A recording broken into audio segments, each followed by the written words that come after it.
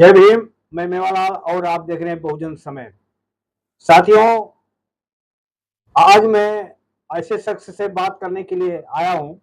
ये हमारे साथ यदवीर सिंह है। ये पेशे से टीचर हैं। ये अलीगढ़ में ये पढ़ाते हैं। तो इनसे जानकारी लूंगा कि आखिर वो बच्चों को पढ़ाते हो, आज बच्चे के अंदर जो विकास हो रहा है, तो विकास में उनके अंदर कितना अंधविश्वास, पाखंड और जो हमारे बहुजन महापुरुष हैं उनके बारे में कितनी जानकारियां हैं और कितना ये समझाते हैं, बताते हैं, इनसे जानकारी लूंगा। मास्टर जी, सबसे पहले आपको जय भीम। जय भीम, जय भीम। न बुद्धाय सर। सर, अपना थोड़ा परिचय बताएं, आप कहाँ से हैं और क्या काम करते हैं? मैं सर यदवीर सिंह, मैं अलीगढ़ से बिलोंग करता हूँ। पहले से ही मैं बाबा साहब के मिशन मूवमेंट में जब से मैंने जागरूक हुआ, पूर्ण आस्था के साथ मैं विश्वास करता हूँ और अपना तन मन धन तो सब कुछ बाबा साहब के मिशन के लिए देने के लिए हर समय तैयार तत्पर रहता हूँ। तो समाज का दुख दर्द होता है तो मैं वहाँ जितना हो सकता है उसमें पहुँचने के लिए प्रतिभाग करता हूँ। आप एक अध्यापक हैं। जब समाज में बच्चों को पढ़ाते हैं, जाते हैं, तो क्या देखते हैं कि जो आपने पहले देखा और आज के बच्चों में कुछ परिवर्तन नजर आता है? पहले की अपेक्षा बच्चों में काफी परिवर्तन नजर आता है। किस तरह का परिवर्तन? परिवर्तन तो एक, पहले बच्चा शुरू गति से सीखता था। आज बच्चा जो है, छोटा बच्चा होता है तो मोबाइल में भी बहुत सारी बातें जो ऐसी हैं जो जो पहले 15-20 साल का आदमी सीखता था, काम करता, उसको 3-4 साल का बच्चा मोबाइल में करने लगता है। तो मेमोरी जो है बच्चों की पहले की अपेक्षा थोड़ी सी काफी हाई लेवल की हुई है। मैं इस तरह से जानकारी आपसे चाह रहा था हूँ कि जैसे हम बचपन की बात बता रहा हूँ, देखता था कि बच्चे गुल्ली डंडा और खेल तमाशा में ज्यादा पसंद करते थे। आज के बच्चे पढ़ाई में कुछ ज्यादा इंटरेस्ट करते हैं, या वैसे ही अभी आपको लग रहा है कि पढ़ाई में हमारे बच्चे इंटरेस्ट नहीं करते? नहीं, ऐसा नहीं है, बच्चे पढ़ाई में इंटरेस्ट करते हैं, लेकिन वर्तमान में कुछ समय से ऐसा देखा जाएगा, छोटे बच्चे जो होते हैं वो मोबाइल की तरफ, ग्लोबलाइजेशन जैसा हो रहा है मोबाइल का, तो उसमें ध्यान ज़्यादा दे रहे हैं, जिसकी वजह से उनका जो है पढ़ाई का स्तर थोड़ा डाउन हो रहा है, पढ़ाई में इंटरेस्ट कम लेते हैं। तो आजकल अभिभावकों को ज़रूरत है कि बच्चों को मोबाइल से थोड़ा सा दूर रखें, उनको उनका मोबाइल का आदी न बनाएं। नहीं मास्टर जी, आप तो शिक्षक हैं। इस मोबाइल में तो ऐसी ऐसी जानकारी मिलती है, अगर उनको सही ढंग से बताया जाए तो उसमें बहुत से जानकारियां हैं कि जबकि हमको जानकारी नहीं है, वो जानकारी भी तो ले सकते हैं उस मोबाइल से। हाँ, नहीं, वो बात सही है। मोबाइल में गूगल और बहुत सारी चीज़ें ऐसी हैं जहाँ टीचर नहीं है, किसी कारणवश से उपलब्ध नहीं होता है, बच्चे को कोई टॉपिक है वो नहीं समझ में आ रहा है, रात को 10 बजे बच्चा अगर जानना चाहता है तो एक क्लिक करेगा मोबाइल में, जो कुछ चाहेगा वो उसको आसानी से सर्च कर सकता है। तो निगेटिव आप क्यों सोचते हैं? आप तो एक टीचर हैं, आप निगेटिव सोचोगे कि भाई उससे बुरा बच्चे बर्बाद हो जाएंगे, नहीं, बुरी चीज सीखेंगे, मैंने तो उसमें नेगेटिव अच्छी चीज तो सीख नहीं, सकते हैं। मैंने नेगेटिव नहीं, मैंने ये कहा कि उसको आदी न बनाएं, एडिक्शन ना करें। मोबाइल एक अच्छी चीज़ है, हर चीज़ के अच्छे और बुरे दोनों परिणाम होते हैं। बिजली है, सही अच्छे ढंग से प्रयोग करोगे आपके लिए ज़िंदगी में उजाला करती है, सारे काम बिना, electricity is the fair queen of nature.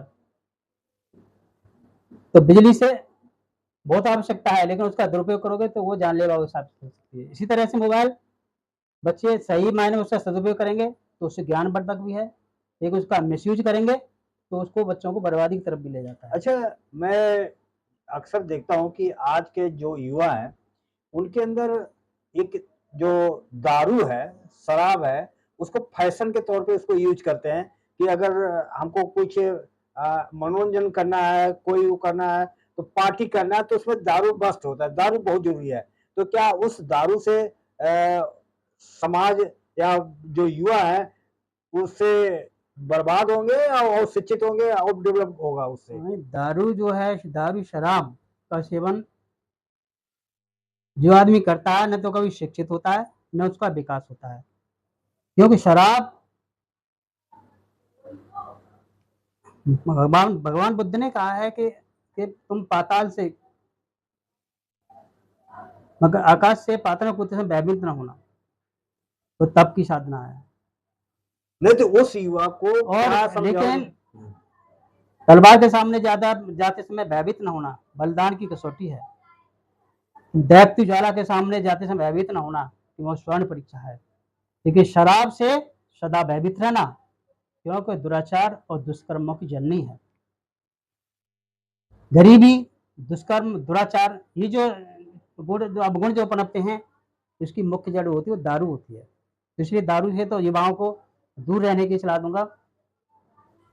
सलाह आपकी बात क्यों मानेगा? जब उसको प्रशिक्षित नहीं करेंगे, उसको बुराई नहीं बताएंगे, तो क्यों मानेगा आपकी बात? आपको कहने से थोड़ी मानेगा, उसको तो आप प्रशिक्षित करोगे, आपको दारू से उसका नुकसान और फायदा बताओगे, तब तो वो मानेगा, आपके समझाने थोड़ी मानेगा। तो आपको प्रशिक्षित करना है कि उस दारू से आप क्या नुकसान है, क्या फायदा है।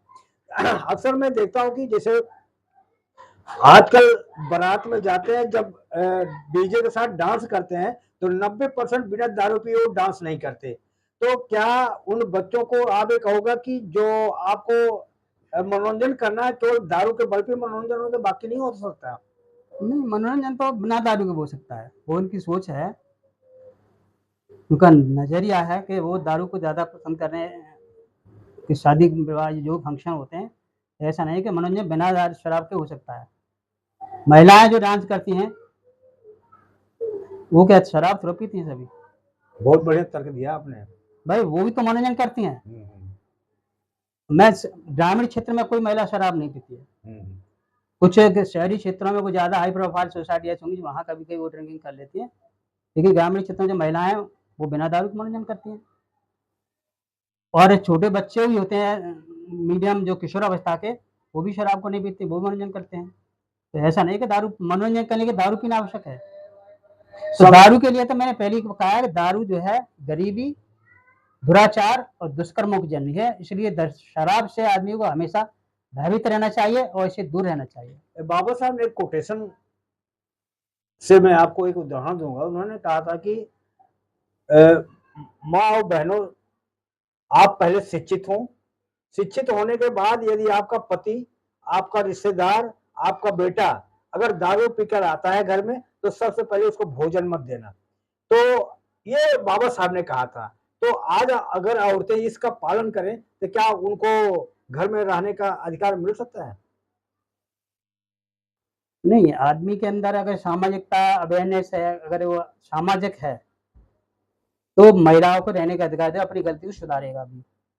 और उसका जो मानसिक संतुलन बिगड़ा हुआ है, शराब पी पी करके शराब का आदी हो गया है, तो वो उस बात को नहीं मानेगा और महिलाओं को प्रताड़ित करेगा और मारपीट करेगा, कुछ भी करेगा।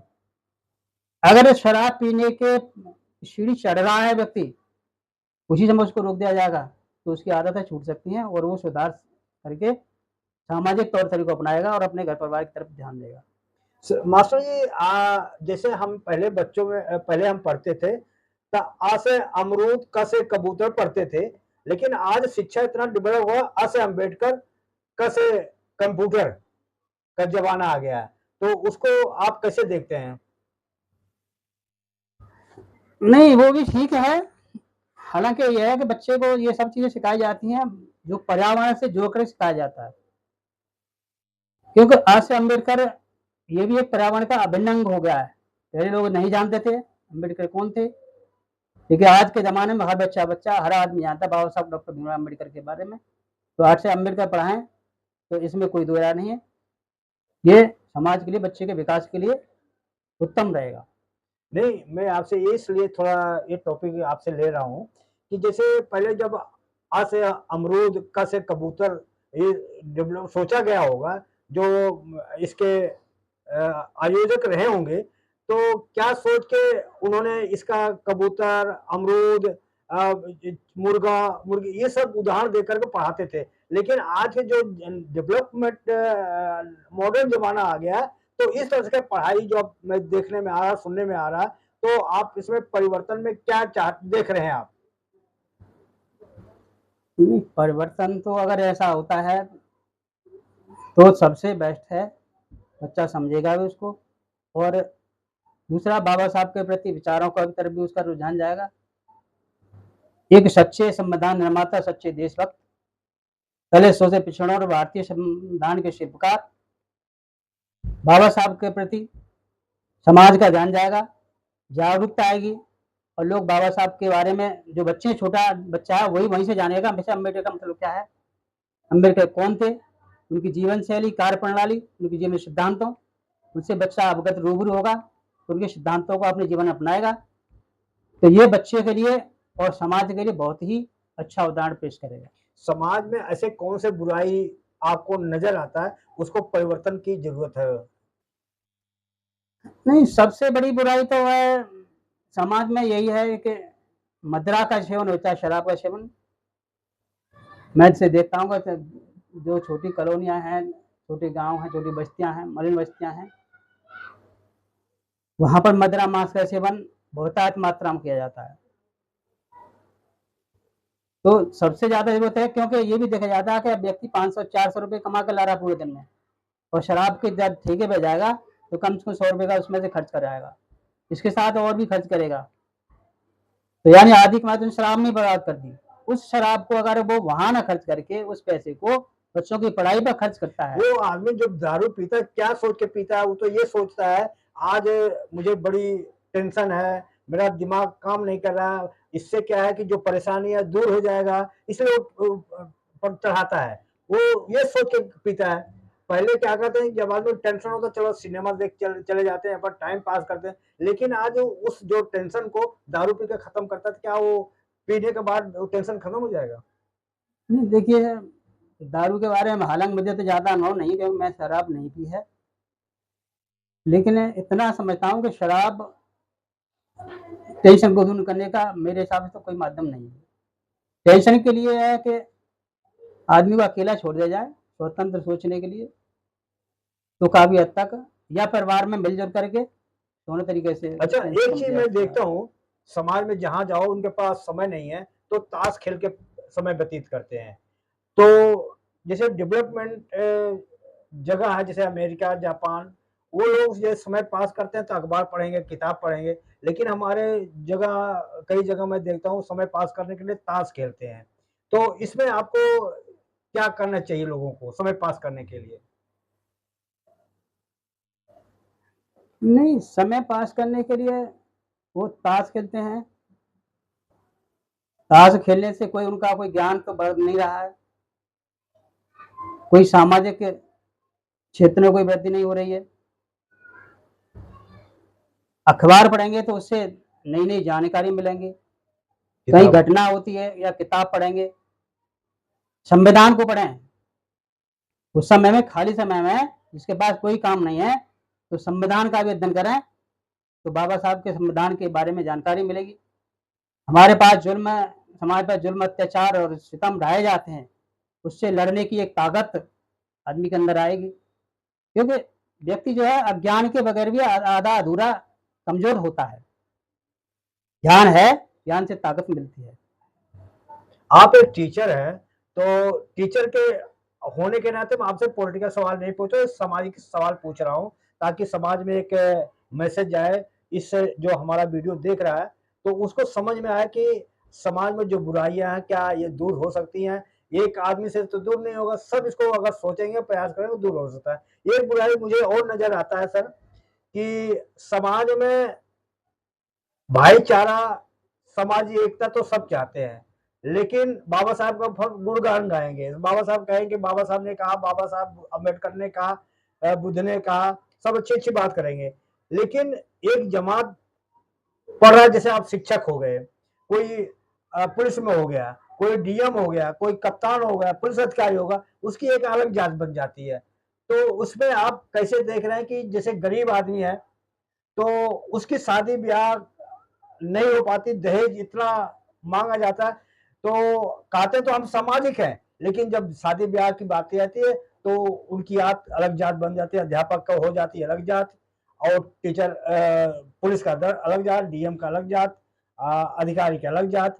तो ये क्या, इसको कैसे देख रहे हैं, कैसे दूर होगा ये? तो देखिए, ये जो आप कहेंगे अध्यापक की अलग जात है, पुलिस वाले की अलग जात, ये जाति नहीं है, ये जाति नहीं है, क्योंकि वो उनका एक पेशा है, अध्यापक की पेशा है, कमाने का एक जरिया है। नहीं, मेरे कहने का मतलब ये था, वो एक अलग विभाग है, अलग अलग विभाग कहेंगे। नहीं नहीं, मैं तो वो अपने विभाग की तारीफ करने लगता है। मैं ये इसलिए आपको एक उदाहरण दिया हूँ कि जैसे कोई पुलिस अफसर होगा, डीएम होगा, आईएएस अधिकारी हो गया, वीआईपी हो गया, तो वीआईपी पे में अपना रिश्ता ढूंढेंगे। तो जो हमारा समाज का हमारा भाई, गरीब भाई है, उसके पैसा नहीं है, क्या उसके बहन बेटी की शादी नहीं होना चाहिए? नहीं, होना चाहिए और होते भी हैं, पर यह है कि लोग थोड़ा ऊंचा उठ जाते हैं, तो फिर अपने जहाँ से उठ करके आए अपने समाज को भूल जाते हैं। ये हमारे समाज के लोगों की बहुत ही विडम्बना है। ये इस समाज का, इस देश का दुर्भाग्य कहेंगे इसको, क्योंकि भाई हम जिस समाज से दलदल से उठ करके आए थे, हैं सभी जो अधिकारी बने, ऐसा नहीं कि हम आकाश पर नहीं चढ़ गए। वो पहले उनका बैकग्राउंड अगर देखें तो वो कहीं निम्न वर्ग से आए हैं, उनके दादा परदादा खेती बाड़ी करते थे या मजदूरी करते होंगे, और तब जाकर के उन्होंने मेहनत की और पढ़े लिखे, और बाबा साहब के संविधान की बदौलत सबसे कमी और एक क्या देखी जाती है कि आजादी से पहले हमारे समाज के लोगों को, जितने दलित सोच से पिछड़े वर्ग हैं, इनको पढ़ने लिखने का अधिकार नहीं था।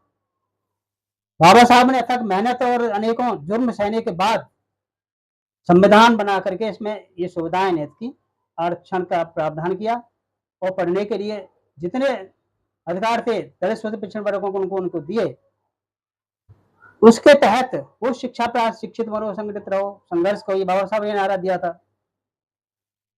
और समाज जो है बाबा साहब की बदौलत, संविधान की बदौलत शिक्षा की तरफ अग्रसर हुआ और शिक्षित बना सर। लेकिन समाज में कुछ लोग कहते हैं कि मैं अपने बल पे ये नहीं, मैं वही बात लाने जा रहा हूँ सर। बाबा साहब के संविधान की बदौलत, बाबा साहब की मेहनत की असीम कृपा की बदौलत पढ़े हैं वो लोग। जो लोग कहते हैं मैं अपनी बदौलत नहीं पढ़ा, क्योंकि बाबा साहब ने संविधान में सुविधाएं नहीं देती होती तो आज हम यहाँ पर जो बात कर रहे हैं, या लोग ऊंचे ओहदों पर बैठे हुए हैं, पदाधिकारी हैं, अधिकारी हैं, या पुलिस में कांस्टेबल हैं, वो सब नहीं होते। विडम्बना इस बात की होती, दुर्भाग्य हमारे समाज का इस बात का हो जाता है कि संविधान में पढ़ने का अधिकार दिया बाबा साहब ने, अधिकार की बदौलत लोग पढ़े, और पढ़ने के बाद में वो उनकी नौकरी लगी, और फिर श्रेय देते हैं कि दुर्गा माता की कृपा से, या हनुमान जी की कृपा से, या बालाजी के दर्शन करने जाते हैं, और उस समय भूल जाते हैं कि तुम्हारे दादा परदादा क्या करते थे। भाई वो पशुओं का मल उठाते थे, गोबर जहां दाएं वगैरह होते थे, वो सारा काम जो है निम्न निकृष्टतम कार्य करते थे वो, और जब जाकर उनको खाने के लिए केवल उतना ही दिया जाता था जिससे केवल पेट भर जाए। वो जमींदार बनने का उनका सपना नहीं था, वो नहीं बनने देते कि तुम जमींदार बनो या पैसे वाले बनो। और ये अधिकार दिया तो बाबा साहब ने दिया, हमें ऋणी होना चाहिए तो बाबा साहब का होना चाहिए। अगर दर्शन करने जाना है तो बोध गया जा, बाबा साहब की प्रतिमा के समक्ष नतमस्तक होकर के उन पर श्रद्धा करना चाहिए। मास्टर जी, थोड़ा आपको रोकूंगा कि जैसे मैं देख रहा हूँ कि बहुत से लोग अगर दो बंगला बना रहे हैं तो दो बंगला और बनाने के लिए उनका भूख है। अगर एक गाड़ी है तो दो गाड़ी लेने की भूख है, और एक मोटरसाइकिल है तो दो मोटरसाइकिल भूख है। और कुछ हमारे समाज में दो रोटी के लिए वो परेशान है कि हमको दो रोटी मिलना चाहिए। क्या बाबा साहब जितना समाज के लिए क्या थे, क्या उनके पास ये नहीं भूख होनी चाहिए थी कि हमको महल बनाना चाहिए, कोठी बनाना चाहिए, बंगला बनाना चाहिए? उन्होंने तो समाज के लिए अपना सारा पढ़ाई लिखाई सब कुछ अपने न्यौछावर कर दिया। तो क्या बाबा साहब को इतना प्रेरणा देते हो, उनसे सीखते हो, तो उनके रास्ते पे क्यों नहीं चलते? नहीं, बात अभी आप कह रहे कि दो की भूख है, चार की भूख है, ये बात बिल्कुल आपकी सही है। बाबा साहब का मिशन मूवमेंट और समाज की आवश्यकता है कि पे बैक टू सोसाइटी। हम जिस सोसाइटी से चल करके आए हैं और आज हम कुछ ऊंचे मुकाम पर पहुंच गए हैं या पहुंच रहे हैं, तो हमें भी जो निम्न वर्ग की उनको मुख्य धारा में लाने का प्रयास करना चाहिए। ऐसा नहीं कि हम उनको छोड़ दें और हमें आगे बढ़ते चले जाएं। जैसे कि एक अकेला पेड़ हो जाए कोई भी, और जो सररू का पेड़ होता है, सफेदा जिसे कहते हैं, अकेला पेड़ है, और वो लंबा लंबा बढ़ता चला जा रहा है, और उसके साथ में और जंगल में एक ही पेड़ नहीं है उसको सपोर्ट देने के लिए। अच्छा, एक थोड़ा सा आपको टॉपिक और एक टॉपिक ले रहा हूँ आपको। हमारे नवयुवक जो है, ज्यादातर मैं देख रहा हूँ कांवड़ लेने चले जाते हैं, लेकिन उस कांवड़ में आपको क्या मिलता है? क्या आपको वहां डीएम मिलने का प्रेरणा मिलता है, एसपी बनने का प्रेरणा मिलता है? लेकिन एक चीज उसमें दिखाई है कि मुख्यमंत्री, प्रधानमंत्री, पुलिस अधिकारी आप पर फूल वर्षा किया जाता है, आपका सेवा किया जाता है। तो हमारे नवयुवक को क्या समझ में आता है कि जो ऐसे अंधविश्वास में फंस जाते हैं? देखिए, कांवड़ लाने से या मूर्ति पूजा करने से इस समाज का भला होने वाला नहीं है, क्योंकि कांवड़ लाते पूजा करते करते सदियां गुजर गई। माता लक्ष्मी या दुर्गा माता जिन्हें आप लोग कहते हैं, उनकी पूजा करते हमारा समाज जो था, हमारे दादा परदादे पितामह काफी लोगों ने की, लेकिन उनको क्या मिला? दो वक्त की रोटियां भी नहीं मिलती थी। और आज भी हमारे समाज के लोग काफी ऐसे हैं जो बढ़ चढ़ करके पूजा अर्चना दिन रात करते रहते हैं, लेकिन वो बहुत ही भुखमरी के कगार पर हैं, क्योंकि to work is to worship. ये अंग्रेजी में कहावत है, to work is to worship. कर्म ही पूजा है। एक अच्छा कर्म करिए। बच्चे का कर्म है वो शिक्षा ग्रहण करे, अध्यापक का कर्म है वो बच्चों को ज्यादा ज्यादा ज्ञान प्रदान करे, और यही सबसे बड़ी पूजा है। अगर ऐसा लोग करते हैं, किसान का कर्म है वो अच्छे से अच्छी अपने खेतों में मेहनत करे, उसी से धन आएगा, ना कि माता लक्ष्मी की पूजा करने से धन नहीं आएगा। मास्टर, मेरा लास्ट सवाल आपसे एक है, थोड़ा पॉलिटिकल है और सामाजिक है। आज समाज में भी देख रहा हूँ कि समाज की लड़ाई बहुजन समाज पार्टी मनोहर काशीराम बनाया था समाज के लिए, लड़ने के लिए, समाज को जागरूक करने के लिए एक मिशन मूवमेंट था बहुजन समाज पार्टी।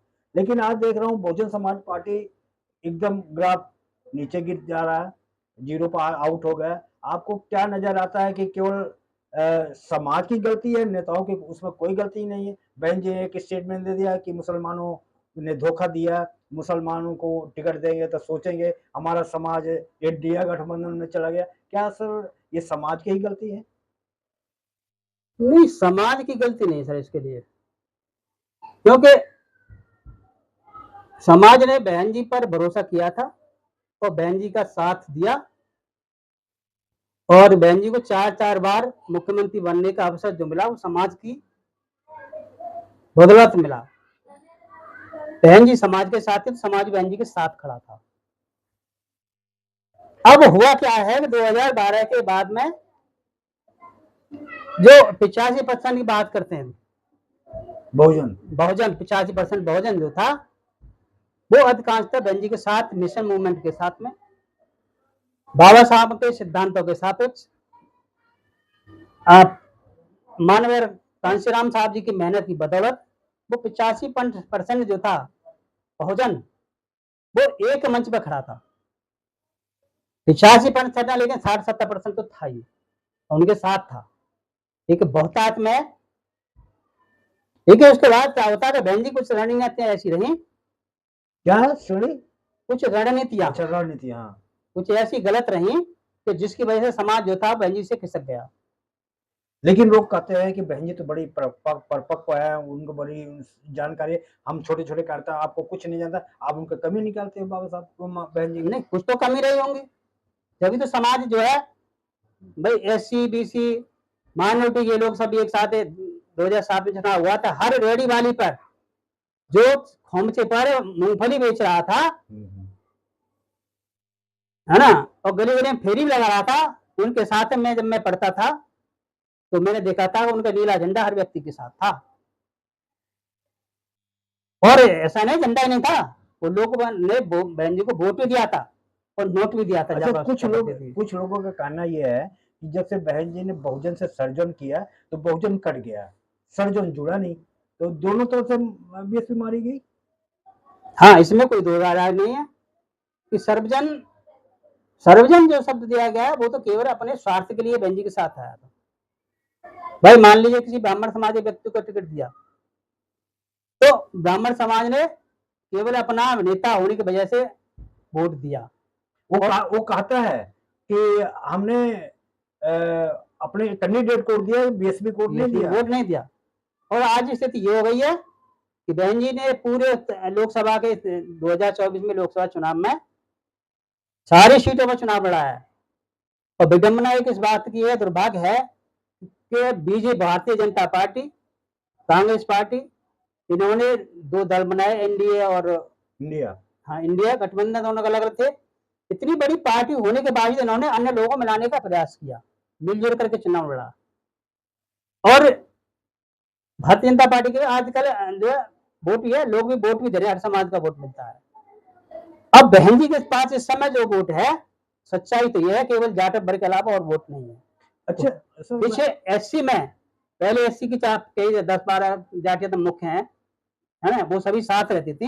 लेकिन आज उसे कुछ ही पढ़े लिखे मिशन मूवमेंट के जो लोग हैं, बाबा साहब को मानने वाले हैं। अगर आपको लगता है कि हमारा काम बहुजन समाज के लिए महत्वपूर्ण है, तो आप हमें आर्थिक सहयोग के लिए सीन दिखाए गए QR कोड स्कैन और फोन पे और गूगल पे और UPI और बैंक अकाउंट में कर सकते हैं। फोन पे, गूगल पे 9250529129, UPI 9250529129@YBL। Bank account state bank of India AC 104299462008, IFSC code SBIN 00066563। आपका छोटा से छोटा सहयोग समाज और हमें और मजबूत करेगा, जिससे हमें बहुजन पत्रकारिता में और निष्पक्ष बनाने में मजबूत करेगा। जय भीम, जय भारत।